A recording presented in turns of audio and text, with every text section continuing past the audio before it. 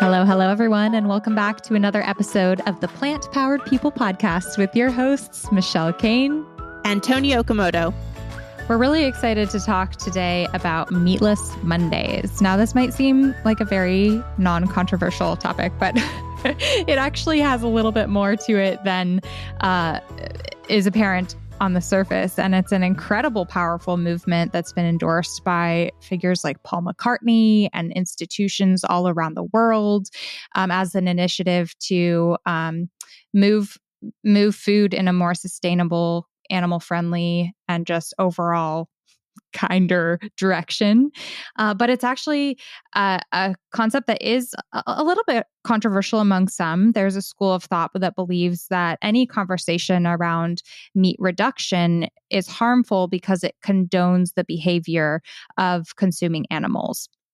And Tony and I, at least I'm coming from the position of, obviously, I would love animals not to be slaughtered. My dream is for all the cruelty and suffering to go away in the world. But realistically, that's not the world that we live in. And I'm now trying to look at what I can do in my life that can make the biggest impact, reduce the most suffering, and really move the overall needle. We talk a lot about on the show about the idea of perfectionism and that there's no such thing as a perfect vegan. And we try and keep this space very encouraging and inspiring for people. But since this is a big philosophy that goes around, we just want to share another perspective, the beauty of Meatless Mondays and the power that concept can hold if we embrace this idea of supporting and encouraging small steps and taking away elements of perhaps shame or encouraging people in the opposite direction, I suppose. And we are so excited to bring on our friend, Kristie Middleton. She is someone that I deeply respect, and Michelle knows her well and for a long time. And she's just been an amazing advocate throughout her entire career for different companies and organizations, making a massive change for animals and their welfare. And she is going to be helping us discuss some of the obstacles that people face when implementing Meatless Mondays in their institutions, as well as a lot of words of encouragement and her own experience in seeing through the process of implementing Meatless Mondays. And she shares some examples that are really, really extremely powerful. So we are super excited about this episode, and we hope you enjoy. Before we jump into the show, we want to give a big thank you to the sponsor of this episode, Caraway Home. They make the most beautiful, modern, non-toxic, eco-friendly, non-stick, super easy to clean cookware. We're talking pots, pans, they have cookie sheets, muffin tins, and beyond. And the food just slides right off. So it's super easy cleanup, which is a big thing for me as a busy mom. And I know for many others who are just trying to simplify life in the kitchen.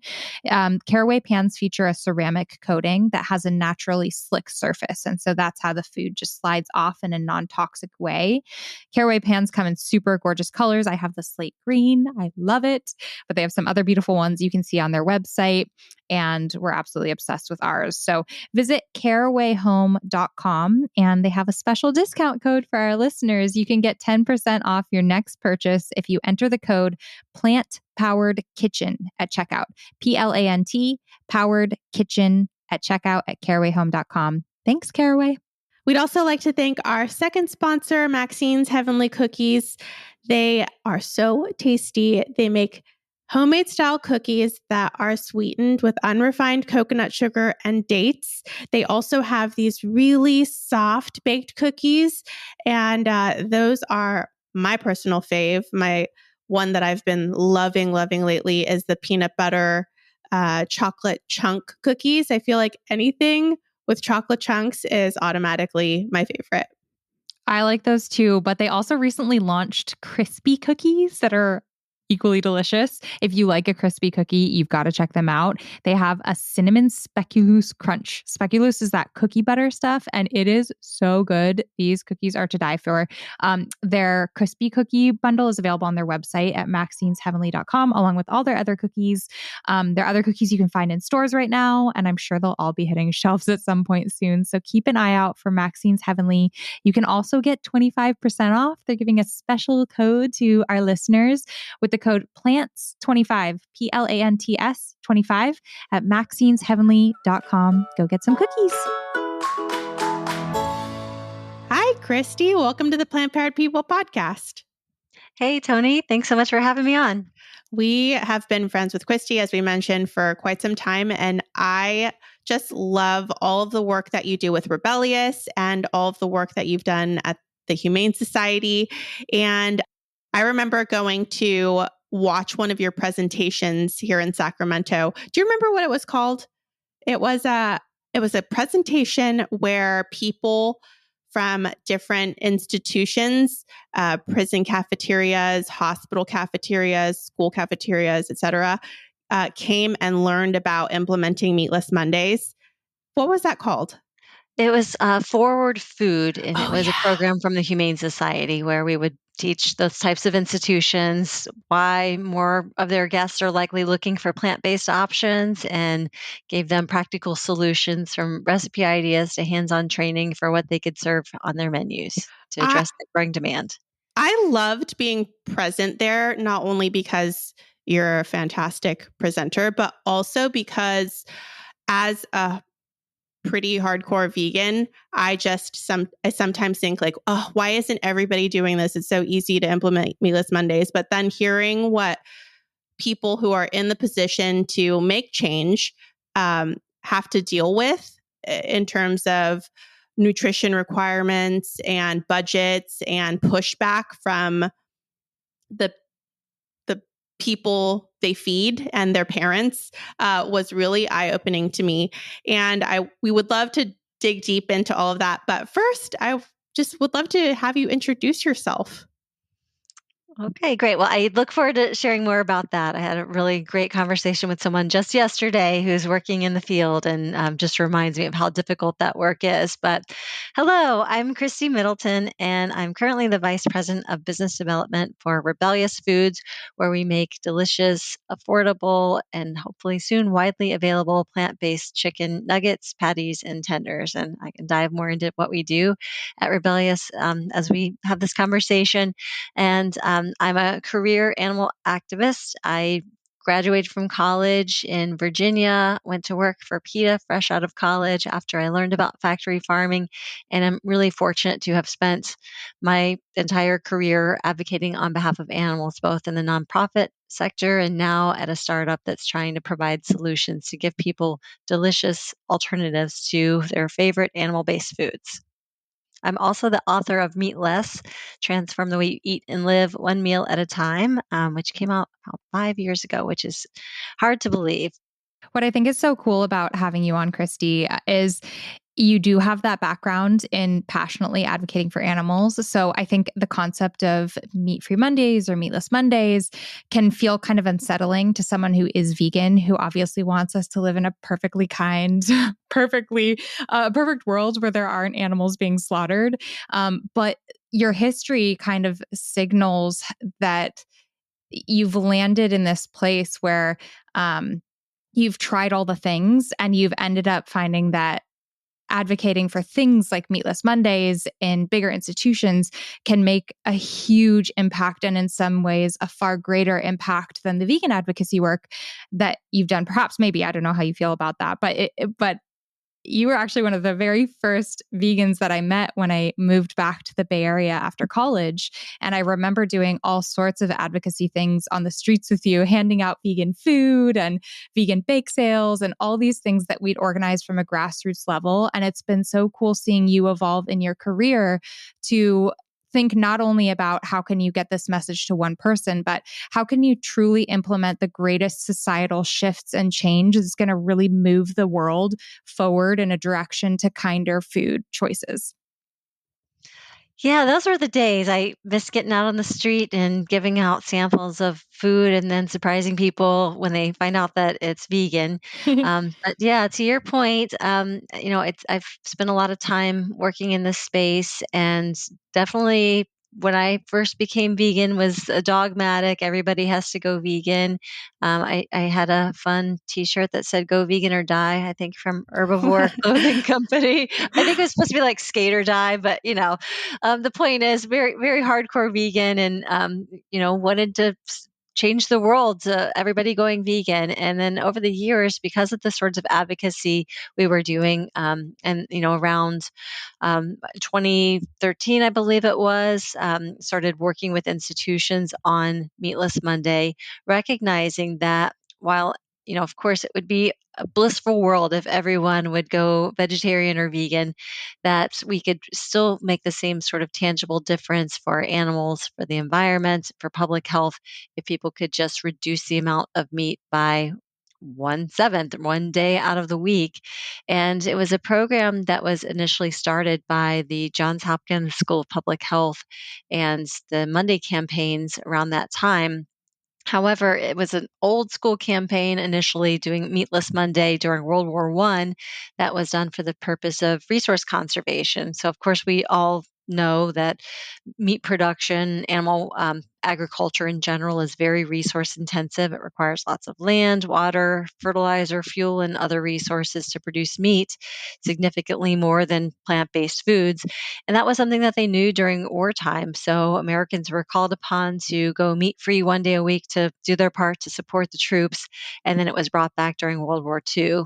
So Sid Lerner, who was the founder of the Monday campaigns, he was a former madman, if anybody watched that series. So he was a Madison Avenue advertising person who, after retirement, wanted to do something to improve public health. And he recalled that wartime campaign and thought, well, it's again going to be very difficult to get everybody to go vegetarian or vegan.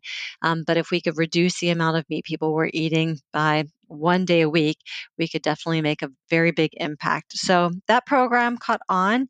We learned about it when I was at the Humane Society and had been working with institutions on improving animal welfare and their food supply chain, and decided a great way that they could improve animal welfare was simply by serving less meat. And it got very wide appreciation, wide adoption, starting with large school districts. I believe the first school district I worked with was Detroit Public Schools, and their Meatless Monday became so popular that they did a Meatless Friday as well. So 2 out of 5 days a week, their entire menus were vegetarian, which was something that we were very excited and proud of. And then we started seeing larger school districts like the Los Angeles Unified School District, which at the time was serving about 700,000 meals a day, going meat free for an entire day out of the week. So I was very excited to see that this was a program that people were excited to adopt. They saw it as a great way to introduce the week with a healthier start, and also to introduce their guests to foods that they may not otherwise have tried but found that they liked after they got an opportunity to sample them. That's so awesome. And I'm wondering when when your personal shift went from I am wearing shirts that say go vegan or die to being more pragmatic. Was it around that time you took on that position, helping implement Meatless Mondays at different institutions, or were you already just as someone who's vegan living an everyday life that is not always accommodating to vegans, kind of forced into being more pragmatic just because of your family or friends, or I guess I was going to say your work, but not your work, just in general? Yeah, I mean, at the time, I feel like it was around when I started working for the Humane Society, and saw that the softened approach actually won more people over. Before working on the Meatless Monday program, or meat reduction program, I would work with large corporations and same type of institutions to help them with improving animal welfare in their supply chains. And, I think having come from a more dogmatic background, I had a vision of some of these executives as like the bad guys, if you will. And I started to realize these are just people who are doing a job, and maybe they also care about animals, they care about the planet, but they need to put food on their tables for their families. And so started seeing folks like that as allies instead of enemies or adversaries, and recognize that if we could take a more simplistic approach and ask people to do something that was very small, it could and lots of people adopted it, it could add up to making a much bigger difference. And if we could get those select few to go 100% of the way. So I believe it was really the approach of the organization and my seeing people through a different lens, that when we could actually sit down and get to know folks and understand what their motivations were and what the barriers were, for them to get to where we were trying to go, whether it was trying to move them to cage-free eggs from chickens who are not confined in tiny cages that are so small they can't even extend their wings, or moving away from gestation crates. Which are crates where pregnant pigs are confined for the duration of their pregnancy and they can't even turn around. So we were asking them to make what seemed like very moderate changes, but of course would require dramatic shifts in their supply chain. But we'd even start with a percentage. Get 2% of your eggs or 5% of your eggs to cage free and build on that. And so recognizing that those things seemed a little more doable, that asking people to just get their foot in the door could lead to much better changes or much greater changes at the end of the day. Change is really hard. And when you're talking about shifting just your own personal diet, that's hard and you're in control of what you're grocery shopping for. But when someone else is in control of like the food provided for your institution or whatever, like yeah, change is just really hard. And it's so cool seeing that when you give an opportunity to just try something without feeling the overwhelming burden of like this has to completely shift all the way, people become so much more open to it. And like I just from following your career peripherally, Kristie, there's a lot of work that goes in on your end too, like training how to cook vegetarian meals, how to cook without dairy, how to cook without eggs, like how to cook on a big scale and feed people in a way that they're going to really love and that they'll choose those options as happily as they would choose the meat options. And it's not until you sort of practice that on a small scale that you'd even be able to envision or hope to implement it on a bigger scale. But once you have those recipes in your wheelhouse and they're as simple and easy and affordable and all the things as the other options, why not start bringing them to the table beyond just the Meatless Mondays as well? So it's just such a powerful way to get people in the door. And I mean, I also see it with my own family. There's kind of multiple benefits to the Meatless Monday approach. And one is for the type of, I'm going to talk about it on a personal level rather than an institution level, but there's either the type of person that's never going vegan, right? Like we all know those people. They're just like, it's not going to happen. I don't even want to hear about it. Just you eat your food over here. I'm going to swing by KFC over here, and I have two of them in my close family, my father-in-law, who's actually here right now. And today he's doing an all vegan day and No he would kidding. never consider outside of that. And then also my brother-in-law, my husband's brother, both from Ohio, huge meat lover. And for 1 year, he gave me a gift and said, I'm going to go vegetarian on Friday, every Friday. So he has, or I think it's every Wednesday. And he's now been doing it for years. And this is not someone who would ever have considered going full time. And now it's been probably collectively years because it's been like over 10 years that he's been doing this, I think. So his collective impact is just huge. And it just shows like the power of, not demanding perfection from those around us and rather just leading by positive example and giving people the permission and support and encouragement to take those steps. And also like not just the support, but like really give them the support. Like, do they need recipes? How can you help? Can you show them some restaurants? Can you teach them how to cook for their institution? That makes such a huge difference. Absolutely. I mean, those are the sorts of resources that we used to provide at the Humane Society. And I know when we would organize Oakland Veg Week here, we would do shopping tours where we'd show people in the grocery store where they could find certain ingredients that are always there, but they may never just go look in that section. So providing them, as you're saying, the moral support of saying, hey, it's okay. You don't have to go 100%. Any step in the right direction is something that's laudable, and I'm here to support you. And what else do you need? What are the obstacles to getting to where you want to go? I think that's so much about the hesitation that people experience. And I know this from my own experience is, I want to say, I don't know if the right word is ignorance. Maybe it is. But when I didn't know about vegetarian food, I was very opposed to it. And I've told this story on the podcast before of the first time I had gone to a vegetarian restaurant, and my friend who was vegan told me I could order anything. And it was a Vietnamese restaurant, and I only ordered white rice because everything else just looked scary and intimidating, and I didn't know what it was. And and one of my favorite things about people who are focusing on Meatless Mondays is that support, is the recipes that are being sent and the videos. And right now on social media, if you follow organizations like Meatless Mondays or people who are really focusing on incremental change, it makes it seem fun and doable and not like it's something that is going to have to change your entire way of eating and the way you feed your family and how you eat out at restaurants forever. And I really appreciate that because it took me a long time to first decide to try something that was vegetarian. And I had very limited experience in eating international foods. I had eaten like chow mein and pasta and Mexican food, but not Ethiopian and Indian and Vietnamese and a lot of other foods that I now really, really, really, really enjoy. So I really appreciate that about the work that you have done and the work that people are currently doing to promote Meatless Mondays and other initiatives that are similar.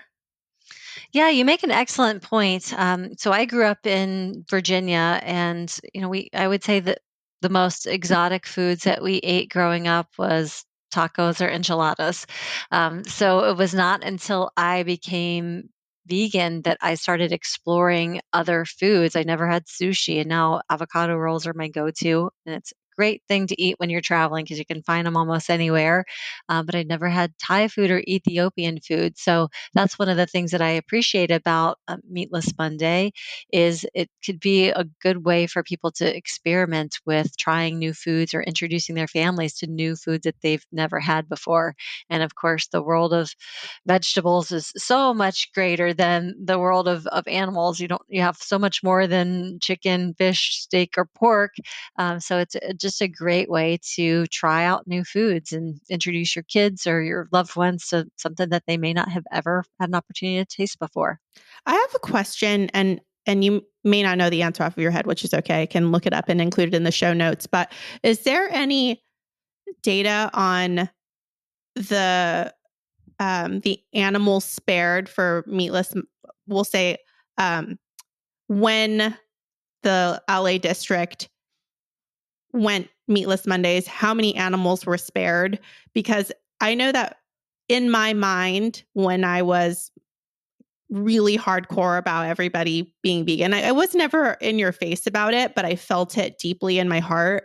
And I wanted to convert like one family member, and that was my goal, instead of being okay that everyone was eating a little bit less meat. And so I'm wondering if there's any data that we can point to that show how many more animals are spared or how it's better for the environment to have 100 people eat Meatless Mondays versus one person in your life being fully vegan. Yeah, that's a good question. I don't know about per 100 people, but the statistic that we used to use at the Humane Society was if the entire US population just went meat free one day a week, it would spare over 1.4 billion with a B animals annually. So it would make a dramatic difference. Of course, we're raising and killing about 9 billion. Um, farmed animals every year. So if we could all go meat free, we'd spare about 1.4 billion of those animals. And then there are varying stats on the environmental impact of a meat free Monday.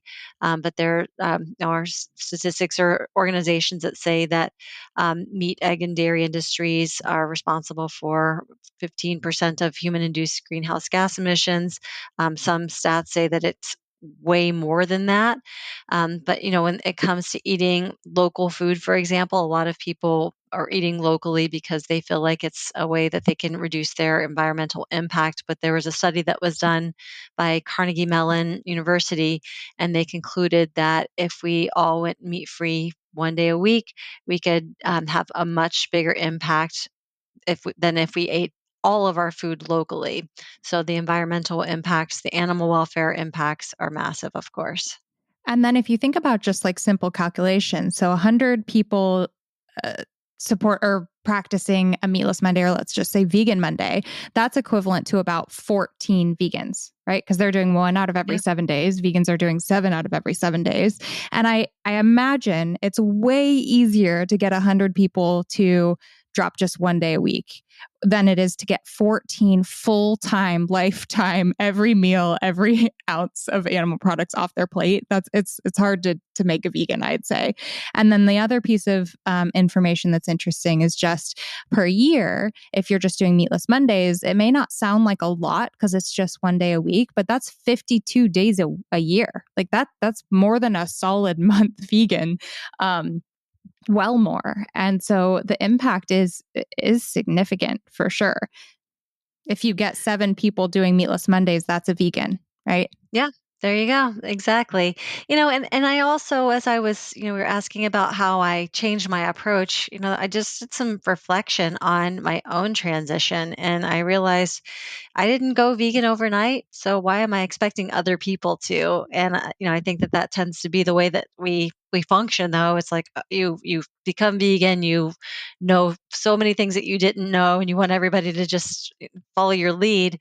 But I've realized when I became vegetarian vegan, I first stopped eating red meat, like a lot of people do. And then I never really ate a lot of seafood, stopped eating seafood, stopped eating chicken. That was the last food that I stopped eating, the last meat that I stopped eating. And then was vegetarian for about a year before I became vegan. So that's one of the reasons that I felt like it was really important to give people permission or support the transition for folks to do things gradually at their own pace, and to be kind and forgiving if they fell off the wagon, or if they accidentally ate something that wasn't vegetarian or vegan. That it's okay. It's about moving in the right direction and not perfection.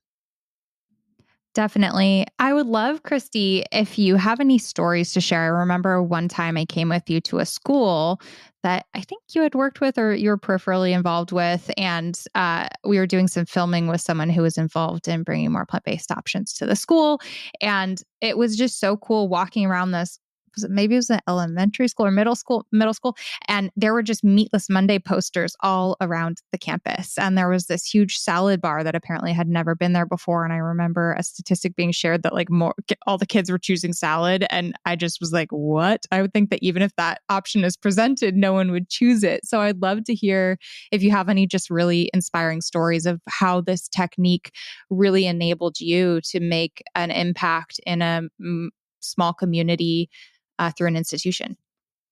Yeah, I mean, I have lots of stories. I remember that that was at Novato Unified School District up in the Northern California Marin County area, and there the director, he was one of the first in the nation to start doing Meatless Monday on his menu. So he personally ate a plant-based diet, heard about the program, and decided to implement Meatless Monday.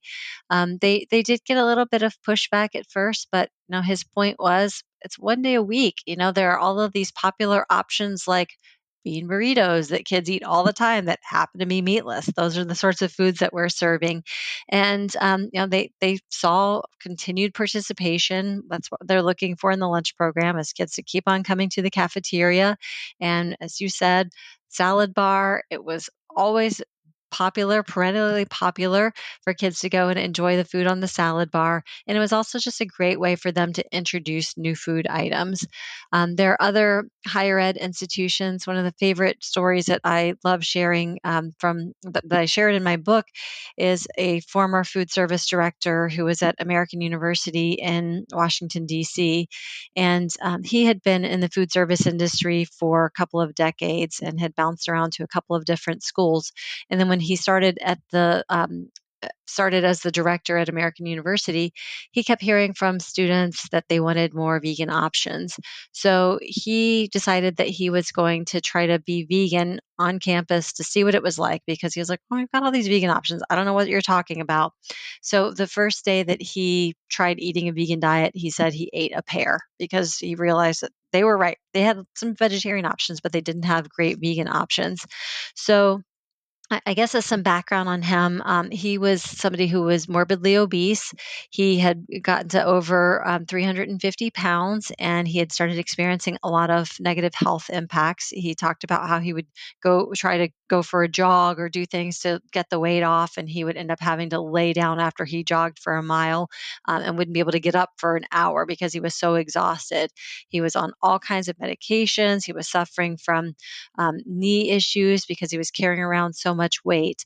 So after, flash forward, he decides he's going to try this vegan diet at the school, and he talked to the dietitians when he realized that they didn't have enough options, talked to the chefs, and they started adding more plant-based options to their menus. So the students benefited, but then he started seeing lots of benefits himself.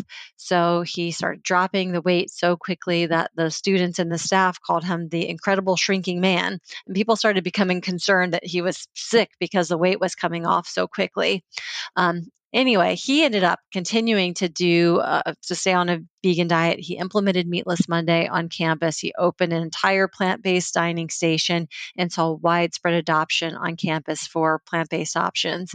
And the best piece of advice that he gave, I remember him telling me specifically that if he could tell anybody, try it yourself, because you're not going to believe it coming from me, but it's the best decision that you can possibly make. And the only way you're going to know is by trying it yourself. So I love that this is somebody who was challenging himself. He ended up going all the way. He did say that if there was something that he really liked, or the one example he provided was soft shell crabs, big thing on the eastern seaboard in summertime. If those were served somewhere, he might cheat and have those, but by and large, his diet was going to be plant based, and he continued sticking with it and seeing those positive health impacts.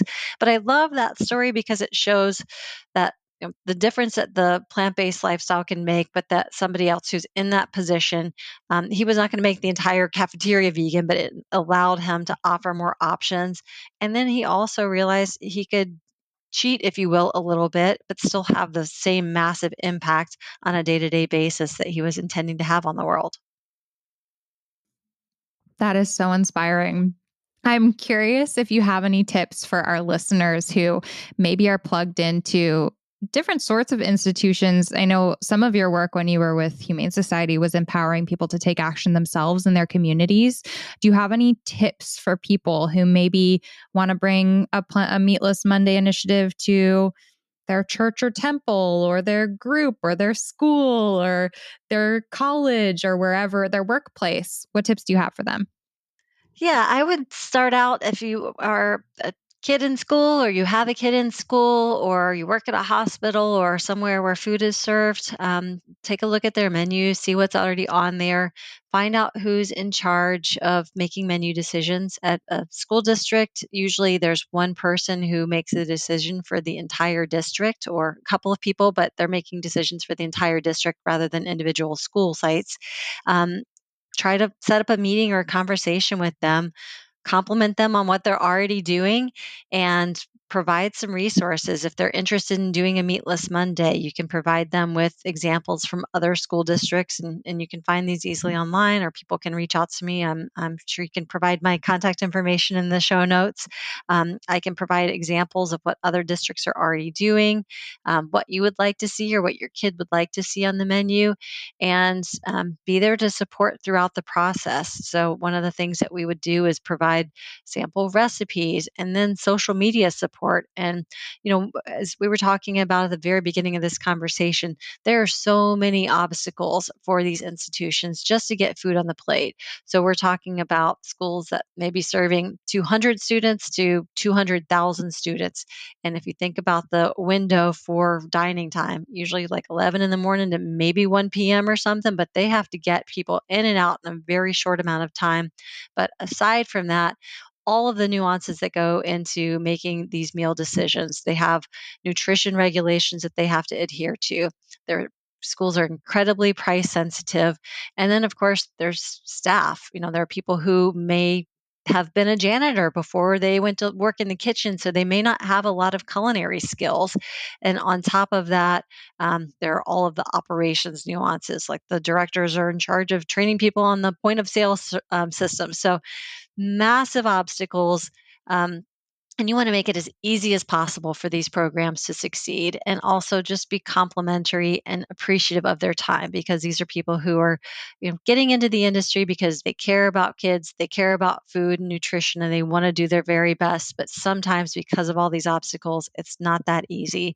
So I think the best thing that you can do is be a positive resource, see what their obstacles are and try to help them with finding solutions, and then cheer them on along the way. One of the things that I would always like to do is, if a school adopted Meatless Monday, send them a little certificate of appreciation and a letter to their boss saying, "Hey, thanks, this person did a really good job." And then if you are not with an institution, or you're not, you don't have those sorts of resources or contacts, and you want to adopt a program at your church or encourage a program, you can just arrange a potluck or routine event where you're doing culinary instruction, teaching people how to make really simple foods, and then getting them to sign a pledge, encouraging them to participate in Meatless Monday, or pledging to do Meatless Monday. So in my book, I talk about I share some tips and tricks for how to help these things stick, because a lot of times we set intentions, but we don't always stick with our intentions. So a few of them, and one that I just alluded to, is writing a pledge, or taking a pledge, writing down our goals, because if we do that, we're about 42% more likely to actually stick with them if we write them down, or we tell somebody else, or we make a commitment that we're going to actually do something, rather than just thinking, "I'm going to start Meatless Monday." And the other thing is rallying the herd, getting your friends and family or your community to join you. The favorite example I like to give out is how our eating habits are contagious. And I think everybody can probably relate to, if you go to dinner and the server comes over after you've eaten your entree and says, "Do you want dessert?" A lot of people look to their dining companion and say, "I don't know. How about you?" So we're very Mhm. influenced by our community, and we can have a positive influence or a negative influence. So if you can get your friends and family to join you on these things rather than antagonizing you for them, you'll be more likely to actually stick with it. And then changing your environment just to make it a lot easier. So put the foods that you want to eat more of at eye level in the refrigerator, prepare them in advance. I love eating salads, but if I have to construct one every day, getting a bunch of raw ingredients out, washing them, cutting them up, really low likelihood that I'm going to do that. So do meal planning on Sunday or on the weekend, and get all of those things together, make them convenient and easy access. And then there are things you're trying to avoid, keep them out of sight, put them high up on a shelf or in the back of the freezer, or just don't bring them into the house at all. And if you get a hankering for a burger, then you have to leave the house to go get one.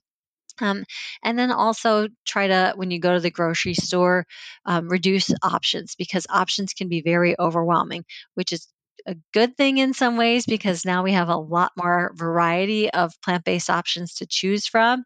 But it can also be a bit overwhelming. So one of the things that I like to do is, instead of going and looking at the almond, oat, soy milk, hemp milk, there are so many these days, I decide I'm just always going to get oat milk.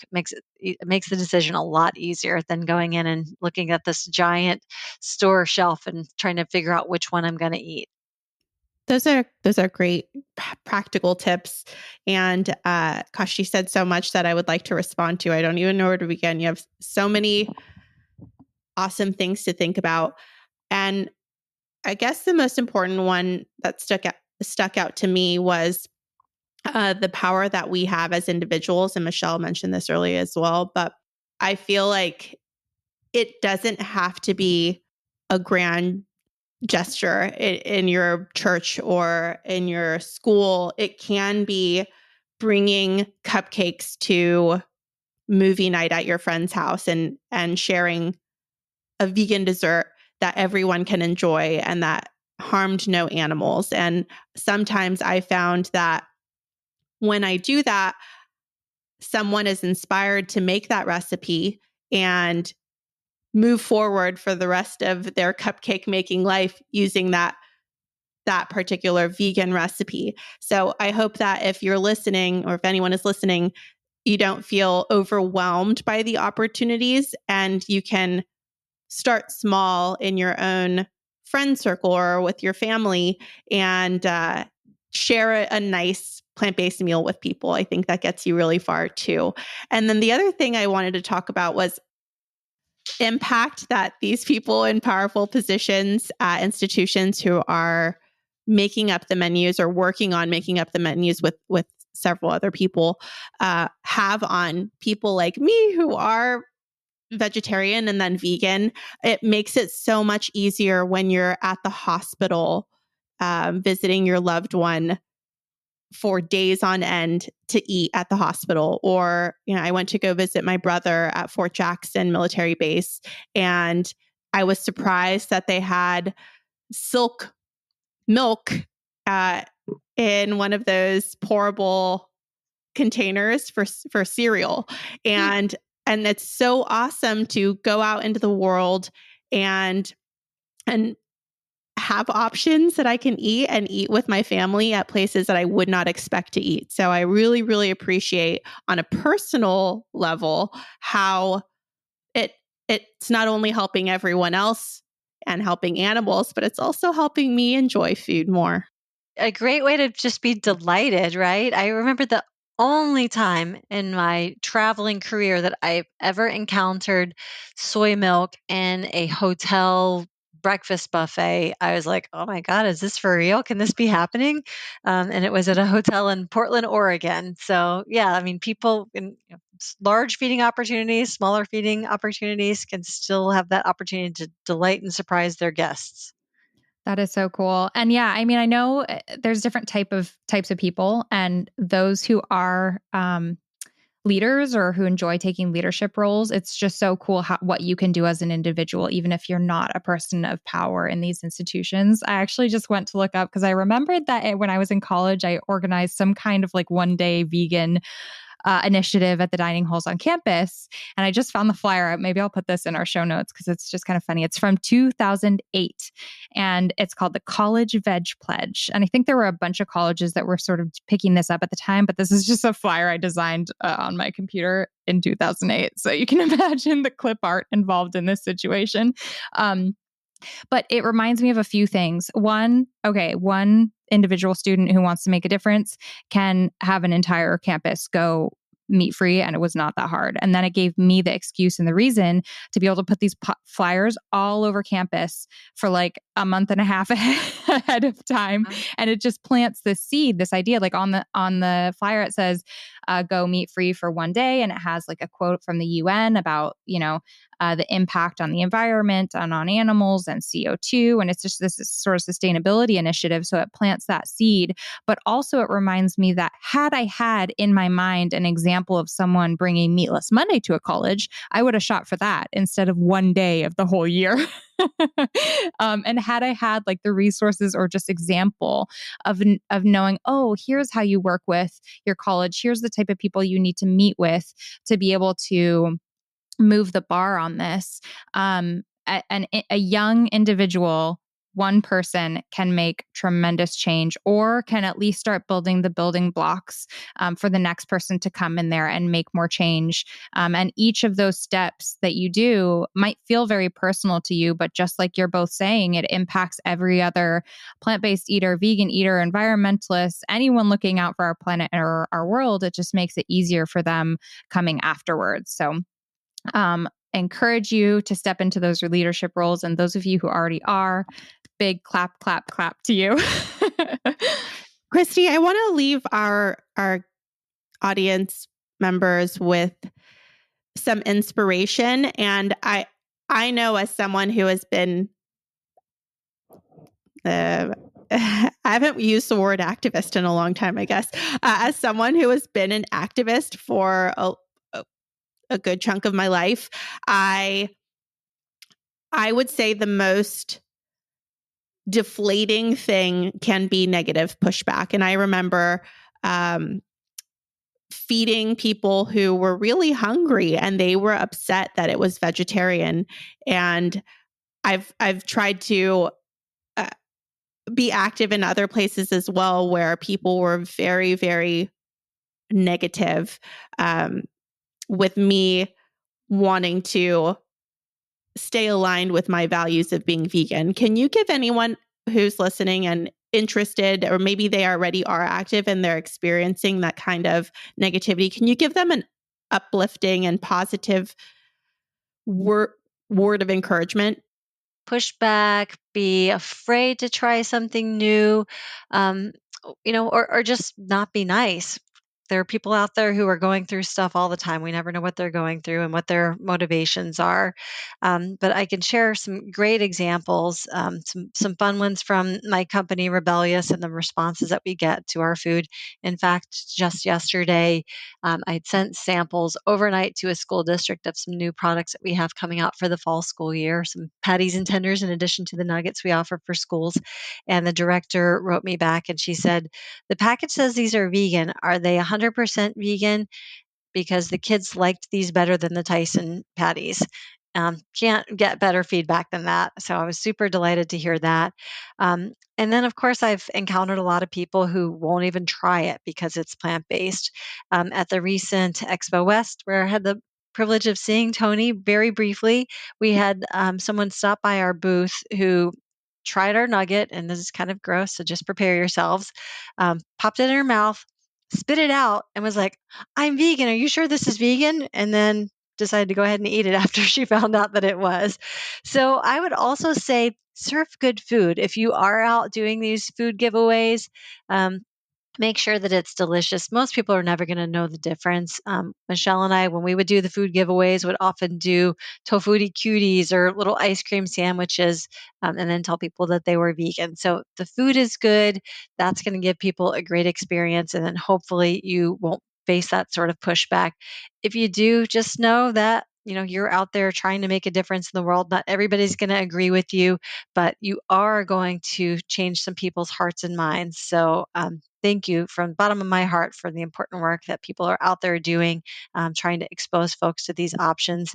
And it doesn't happen overnight. Change is not going to necessarily happen. So you may not see people who walk into the grocery store and walk out with what you've just sampled, but you've exposed them to it. And that's going to certainly be in their mind moving forward when they go out and go to the grocery store in the future. Awesome. Thank you so much for joining us today, Kristie. And we're going to make sure to link Rebellious, and we'll also link your book, of course. And I'll also include your email, if that's okay, if anyone wants to reach out to you about getting involved in Meatless Monday or in any way at their church, school, workplace, wherever. Is that okay? Absolutely. Awesome. Thank you again. We really appreciate Thanks, it. Kristie. It was so much fun talking with you all. Thank you so much. Before we sign off, we want to give another shout out to our sponsor of this episode. Don't forget to check them out. If you want to upgrade your pots and pans and cookware, you can visit carawayhome.com and use our special show code PlantPoweredKitchen at checkout for 10% off your next purchase. Also, don't forget to check out Maxine's Heavenly and their amazing, delicious cookies. You can find them at maxinesheavenly.com or in some of your favorite grocery stores, most likely. But if you head to their website, you can get 25% off with the code PLANTS25. I'm sure by now you can understand why Michelle and I both deeply respect Kristie, and we admire her as someone who's a longtime activist, but also as a person. She is so kind and compassionate, and we are grateful that she spent her time today on our podcast. We hope that you'll check out her book, Meatless, which we will include in the show notes. And we'd also love to hear from you. This whole episode left me really inspired to find other small ways I can be active in my own communities. And I'm not really sure how I'm going to do that. Maybe I will start something in the swing dance community to introduce people to more plant-based eating. But I will keep thinking about it, and I hope that you will too. When you decide how you're going to be active, please let us know in our review section on Apple Podcasts. You can let us know pretty much anything that you have found inspiring about our show, but specifically, we'd love to hear how you are going to be active in your own communities. That's an easy way that you can write us a little message that not only supports the show, but also we're guaranteed to read. We so appreciate all of you who have dropped us little notes there, and even constructive feedback, criticism. We'll take it all. So thank you so much for listening. You can check out all the show notes at plantpoweredpodcast.com, and we will see you in the next episode. Bye, everyone. Bye.